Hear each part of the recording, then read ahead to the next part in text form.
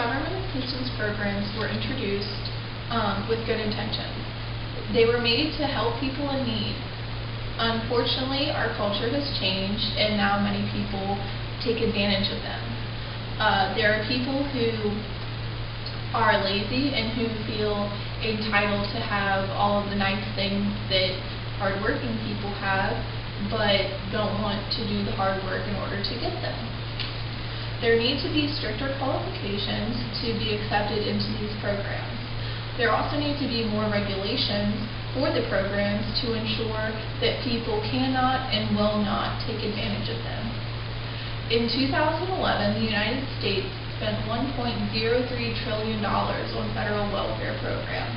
That is more than they spent on Social Security, Medicare, and the national defense.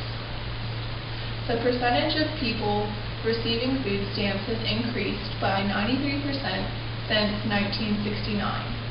The average monthly food stamp benefit is $133.85 as of 2011. When I go to the grocery store, it makes me very frustrated when I stand beside somebody who is wearing expensive clothing and carrying a designer handbag, and then they pay for their food with food stamps. If you are on government-assisted programs and you can't afford to be paying for your food every month, then how can you afford to pay for a designer handbag? WIC, however, is a really good program that provides assistance for women with children. It allows for them to be able to provide nutritious food to ensure that their children can grow up healthy. WIC will tell you what food you can and cannot buy. In the grocery store, there's little stickers under the food, and it will say WIC on it, W-I-C, and that way you know that that can be purchased from the WIC card. And it's always nutritious, healthy foods like milk and juice and produce and cereal. It's not junk food. I believe that food stamps should adopt this policy because the government should not be paying for you to have a $50 steak or soda or stuff that's not good for you. That's silly. Government subsidized housing is another thing that the government provides that was a good intention.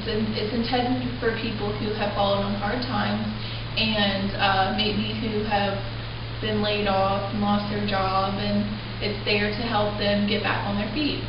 But there are people who unfortunately take advantage of this and will be paying the less rent, and they don't want to work hard to be able to get out of that situation. That they're fine with that. So I think that everybody who is in government subsidized housing should have to be drug tested. I also think that they should not be allowed to have pets, because if you can't afford to pay rent in standard housing, then how can you afford veterinary bills and pet food and all the pet care that your pet will need? Now, disability is a wonderful thing for people who actually are disabled and cannot work, but unfortunately a lot of people face disabilities. So I think that there should be extremely thorough medical examinations, including tests and procedures to ensure that the disability the person is claiming they have, that they actually have it. And then, you know, if the person actually has a disability, then they should be able to get the disability check from the government. You know, good for them. I also think that they need to prove that the disability that they have completely inhibits them from being able to work. Not that it just makes their working environment uncomfortable or that it's hard for them, because work's hard for everybody. So they need to prove that they physically cannot do any sort of job. Income tax returns is also a really big issue. Although it's not necessarily a government-assisted program, it is the distribution of wealth. And while that has been a good idea, it has been poorly executed. It is not right that hard-working middle-class citizens will work very hard all throughout the year, and they'll make it by, and then when tax time comes around, they have to pay a ton of money for their tax returns, and then maybe they'll be struggling.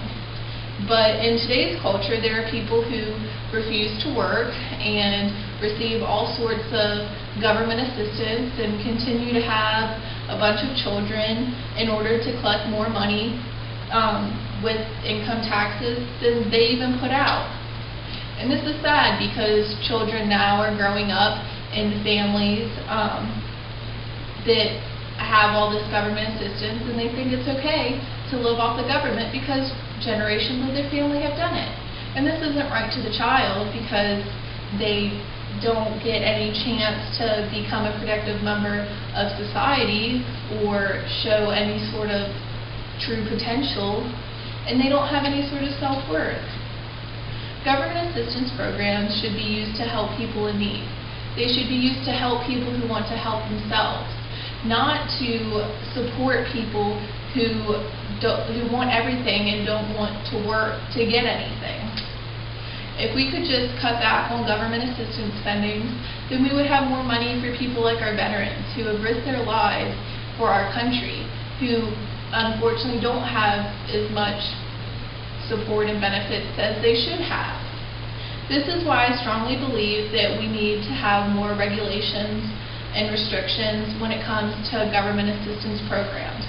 Not only to save money for our government, but also to be able to properly help people who are really in need.